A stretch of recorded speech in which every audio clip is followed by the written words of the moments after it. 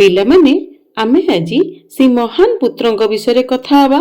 ସେ ହେଉଛନ୍ତି ପିତୃମାତୃ ଭକ୍ତ ଶ୍ରବଣ କୁମାର। ବହୁଦିନ ତଳର କଥା। ଶ୍ରବଣ କୁମାର ନାମରେ ଜଣେ ବୁଦ୍ଧିମାନ ବାଳକ ଥିଲେ। ତାଙ୍କର ବାପା ଅନ୍ଧ ଓ ମା ଅନ୍ଧୁଣୀ ଥିଲେ। ସେମାନେ କିଛି ଦେଖିପାରୁନଥିଲେ। ଶ୍ରବଣ କୁମାର ସବୁବେଳେ ବାପା ମାଙ୍କର ପାଖରେ ରହି ସେମାନଙ୍କର ସେବା କରୁଥିଲେ।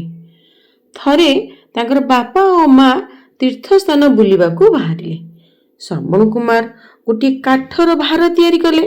ଭାର ଦୁଇ ପଟରେ ଗୋଟିଏ ଲେଖାଏଁ ବଡ଼ ଟୋକେଇ ଝୁଲେଇ ସେଥିରେ ବାପା ଓ ମାଙ୍କୁ ବସାଇଲେ ଓ ନିଜେ କାନ୍ଧରେ ଭାରକୁ ବୋହି ବାପା ଓ ମାଙ୍କୁ ଅନେକ ତୀର୍ଥସ୍ଥାନ ବୁଲାଇଲେ। ଦିନେ ରାତିରେ ସେମାନେ ସରଜୁ ନଦୀ କୂଳରେ ବିଶ୍ରାମ ନେଉଥିଲେ। ତାଙ୍କର ବାପା ଓ ମାଙ୍କୁ ଶୋଷ ଲାଗିଲା। ସେ କଳସି ନେଇ ନଦୀରୁ ପାଣି ଆଣିବାକୁ ଗଲେ।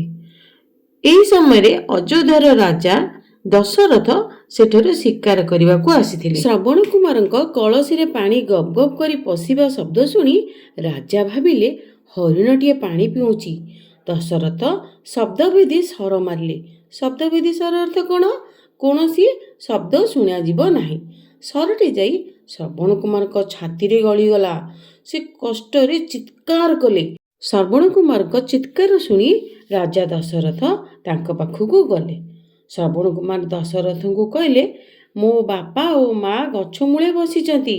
ତାଙ୍କୁ ଜୋରରେ ଶୋଷ ଲାଗୁଥିଲା। ପାଣି ମୁଦେ ନେଇ ଦେଇଦିଅ। ଶ୍ରବଣ କୁମାରଙ୍କ କଥା ଶୁଣି ରାଜା ଦଶରଥ କାନ୍ଦି ପକାଇଲେ। ତାପରେ ଶ୍ରବଣଙ୍କ ଛାତିରୁ ସ୍ୱରଟି କାଢ଼ିଦେଲେ। ଶ୍ରବଣ କୁମାର ଛଟପଟ ହୋଇ ମରିଗଲେ। ଦଶରଥ ପାଣି ନେଇ ଅନ୍ଧ ମୁନିଙ୍କ ପାଖକୁ ଗଲେ। ତାଙ୍କୁ ସବୁ କଥା କହିଲେ। ଅନ୍ଧ ମୁନି ଓ ତାଙ୍କର ସ୍ତ୍ରୀ ଶ୍ରବଣ କୁମାର ମରିଯାଇଥିବା ଶୁଣି ଅନେକ କାନ୍ଦିଲେ। ରାଜା ଦଶରଥ ମଧ୍ୟ ନିଜ ଭୁଲ ପାଇଁ ବହୁତ ମନ ଦୁଃଖ କଲେ। ଏଥିରୁ ଆମେ କ'ଣ ଜାଣିଲେ? ପିତାମାତାଙ୍କ ସେବା ହିଁ ସବୁଠାରୁ ବଡ଼ ଧର୍ମ।